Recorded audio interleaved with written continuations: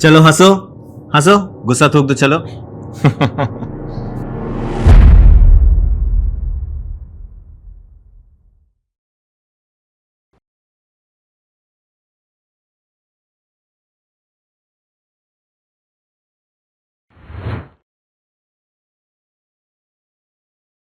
ये लीजिए अपना टिफिन। रसिका, क्या हुआ? कुछ बात तो करो, नाराज हो? मुझे ना आपसे कोई बात ही नहीं करनी। आपके पास मेरे लिए टाइम ही कहाँ है?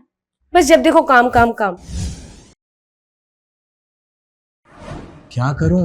इतनी मेहनत भी तो तुम्हारे लिए कर रहा हूं ताकि तुम्हें जिंदगी की सारी खुशियां दे सकूं। आप रेंटेड टैक्सी चलाते हो, दिन रात काम पर रहते हो, आपके पास मेरे लिए टाइम कहाँ है? और ये भी कोई काम हुआ भला?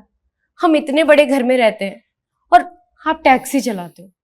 पता है सोसाइटी में लोग कैसी कैसी बातें करते हैं, मुझे बिल्कुल अच्छा नहीं लगता। तुम तो जानती हो ना कि कितना कर्जा है मुझ पर, और पापा का बिजनेस डूब गया, पापा ऑफ हो गए, और ये घर, अब ये घर भी हमारे हाथ से जाने वाला है।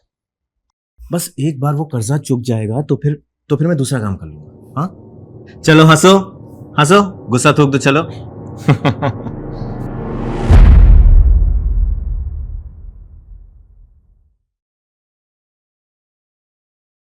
सच बताओ यार, परेशान हो गया हूं, मन ही नहीं करता है जीने का। अरे सोच रहा हूं सब कुछ छोड़ छाड़ करके कहीं चला जाऊं बस। दिन रात मेहनत करो फिर भी ये जिंदगी की भाग दौड़ खत्म ही नहीं होती है। परिवार को भी टाइम नहीं दे पा रहा हूं। ये टैक्सी चलाने का काम भाई जो है साहब जाओगे कहां? ऊपर?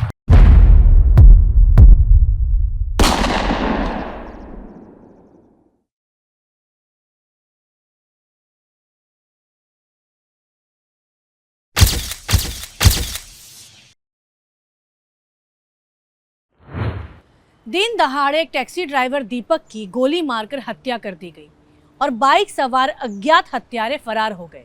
दीपक को तुरंत ही पास के सरकारी अस्पताल में ले जाकर भर्ती कर दिया गया, पर दीपक ने अस्पताल में दम तोड़ दिया।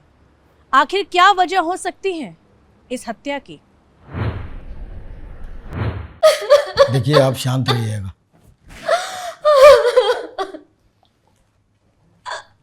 सर ये दीपक की वाइफ है, मैंने ही फोन करवाया था। बॉडी को पोस्टमार्टम के लिए भेज दो। Sir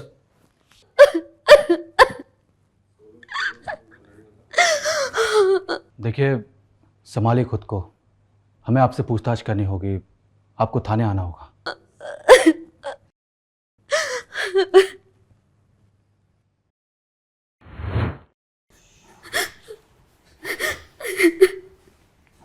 please.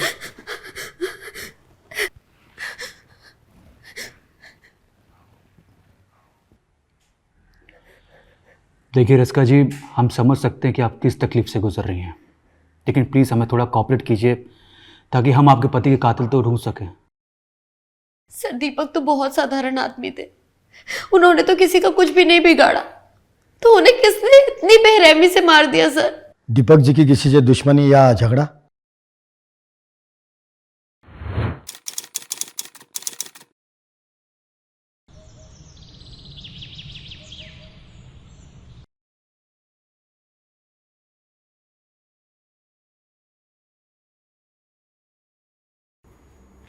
ये बोल बोल बोल, कहां मेरा पैसा? बोल। सत्तू भाई देखिए, मैं आपका पैसा लौटा दूंगा, अभी मेरा काम थोड़ा कम चल रहा है, बस धीरे धीरे मैं आपका पैसा लौटा दूंगा। ये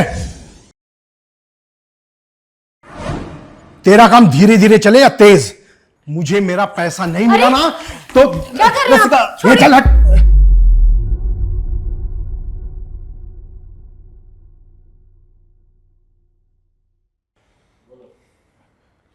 पैसे वसूलने के और भी तरीके मुझे आते हैं। सत्तू भाई मैं आपका पैसा लौटा दूंगा। चल हट, मुझे मेरा पैसा चाहिए जल्दी।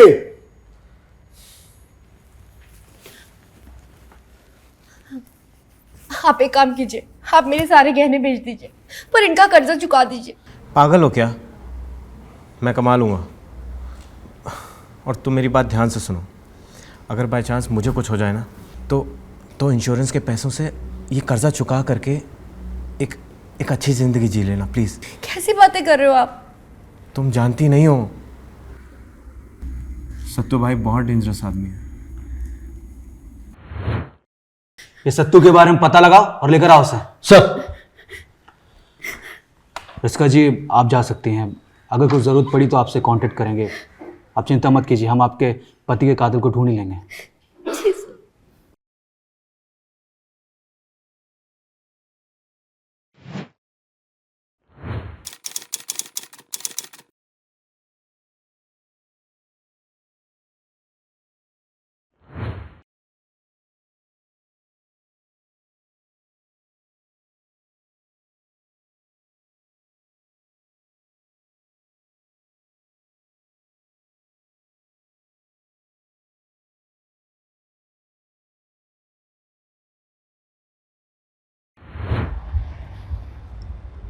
सर ये है सत्तू भाई।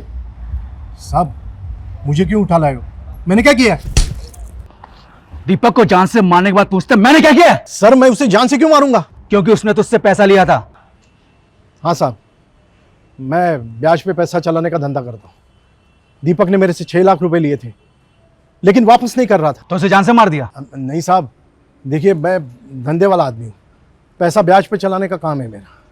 हाँ, अभी देखिए जिस आदमी से मुझे पैसा लेना है उसे मैं जान से क्यों मारूंगा? उससे मेरा पैसा थोड़ी वापस आने वाला है। उस आदमी का जिंदा रहना मेरे लिए ज्यादा जरूरी है। इसे बंद रहने दो जब तक जांच पूरी नहीं हो जाती। सर सर सर सुनिए ना।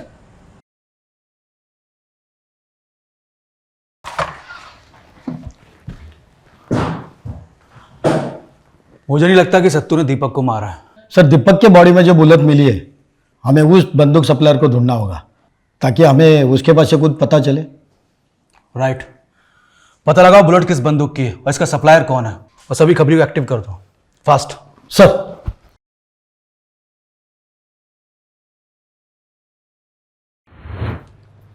पुलिस ने सत्तू भाई से पूछताछ की और पुलिस को यकीन हो गया कि सत्तू ने दीपक को नहीं मारा। पर क्या सच में दीपक के खून के पीछे सत्तू का हाथ नहीं था? एक तरह से सोचा जाए तो शायद सत्तू की बात पे यकीन किया जा सकता है। दीपक की हत्या का मामला उलझा जा रहा था। क्या दीपक के साथ साथ रसिका की जान को भी खतरा है? कोई तो है जो रसिका को बार बार छुप छुप के देख रहा था। पुलिस ने अपनी जांच जारी रखी और तभी पुलिस के हाथों एक हथियार सप्लायर पकड़ा जाता है। देखिए। सर ये है मुन्ना, हथियार सप्लाई करता है। साहब माफ कर देना, पेट पालने के लिए कुछ ना कुछ तो काम करना पड़ेगा ना, और दूसरा कोई काम आता नहीं आप उनको, यही जाता है और इस पे पैसे तुरंत मिल जाते हैं। पैसा मिल जाता है तो अवैध काम करेगा? तुझे मालूम है तुम जैसे लोगों की वजह से क्राइम रेट कितना बढ़ गया है? साहब अपने को क्या मतलब क्राइम बढ़े या घटे, अपना काम है बंदूक बेचना, और बंदूक किसके क्या काम आती है, कहाँ इस्तेमाल होती है, हमें क्या लेना देना। लेकिन हमें फर्क पड़ता है, कानून व्यवस्था बनाए रखना हमारा काम है। तू सच सच बता, एमके सीरीज की बंदूक तूने 15 दिनों में किस किस को बेची है? अब इतनी सारी बंदूक बेचते हैं और इतने सारे ग्राहक होते, अपन कैसे याद रखेंगे?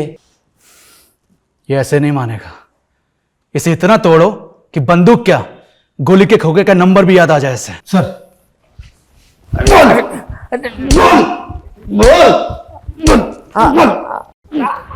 मुन्ना से पूछताछ जारी थी और मुन्ना इतनी आसानी से कुछ बोलने वाला नहीं था।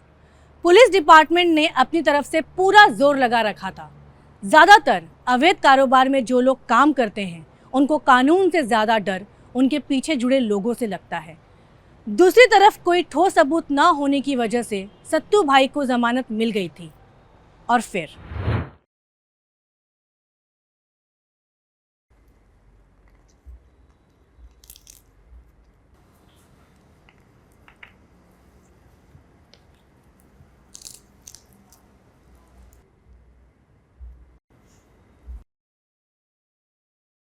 कौन कौन है वहां?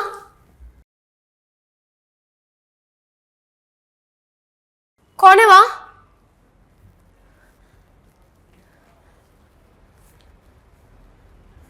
कौन है?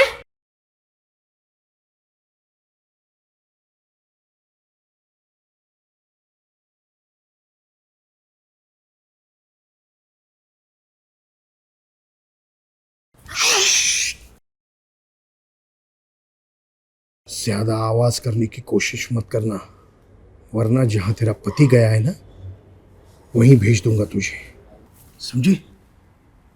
तुमने मारा दीपक को? नहीं, लेकिन मार दिया होता तो अच्छा होता।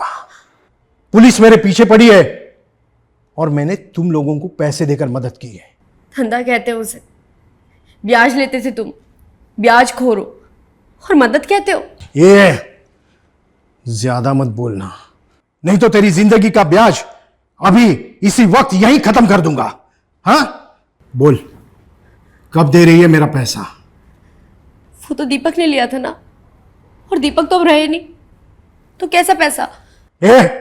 ज्यादा शान पत्ती मत कर। मुझे अगर मेरा पैसा नहीं मिला ना, तो याद रखना। दे दूंगी, दीपक का इंश्योरेंस का पैसा आने वाला है, फिर तुम्हारा पैसा भी लौटा दूंगी। एक महीने का टाइम देता हूं।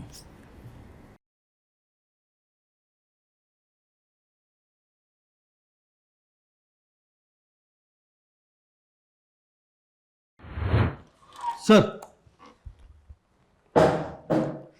क्या हुआ? कुछ इन्फॉर्मेशन मिली?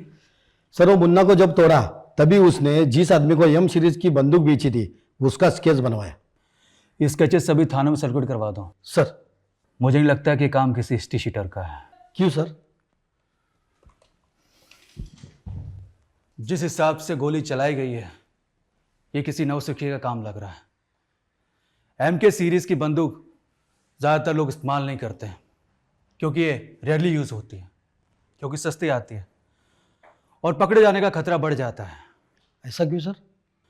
एमके सीरीज का फुल फॉर्म होता है मार्क, और ये आसानी से अवेलेबल होती है। इसका लाइसेंस भी इजीली बन जाता है, पर इसकी रेंज कम होती है और कोई भी हिस्ट्री शीटर इतनी कम रेंज में फायर करने का रिस्क नहीं उठा सकता। रिस्क उठाने का मतलब है कि दाव उल्टा पड़ना। अगर टारगेट बच गया तो गोली चलाने वाले की पहचान हो सकती है। वैसा ही मुन्ना ने किया, क्योंकि इसके ग्राहक कम रहे होंगे, इसलिए उसने स्केच बनवा लिया। हो सकता है सर। फिर भी स्केचेस सभी थानों में सर्कुलेट करवा दो। Okay sir. सर, सर वो सत्तू, आपने उसको जमानत दे दी सर। वो मेरे घर आया था और मुझे जान से मारने की धमकी दे रहा था सर। देखिए, हमारे पास उसके खिलाफ सबूत नहीं था, इसलिए जाने दिया। इनकी धमकी की रिपोर्ट दर्ज कर लो और सत्तू को लेकर आओ। ओके सर, चलिए।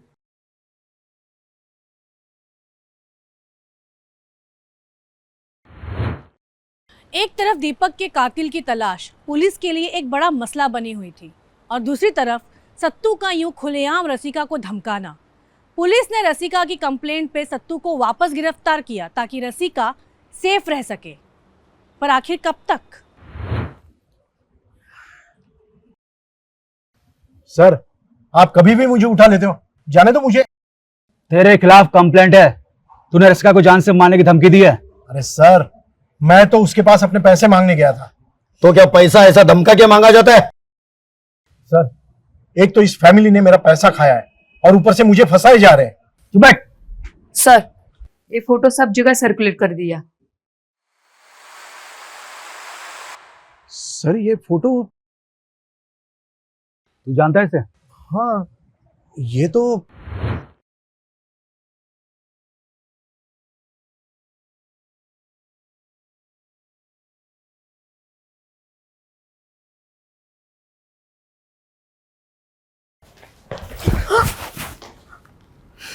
ऋषि, तुमने तो मुझे डरा ही दिया था।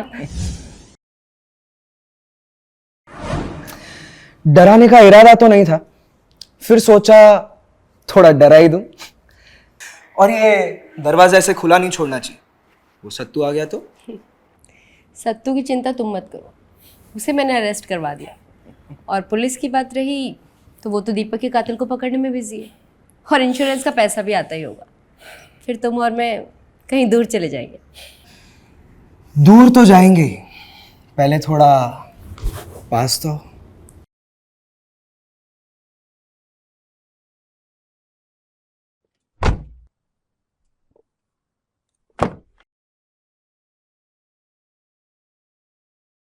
वाह,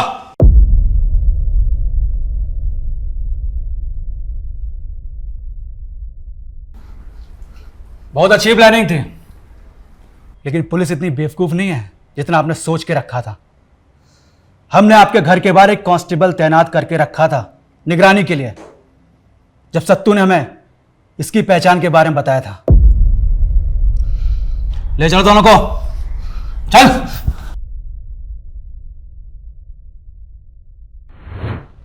सत्तू ने पुलिस के पास वो कैश देख के उसकी पहचान पुलिस को बता दी थी।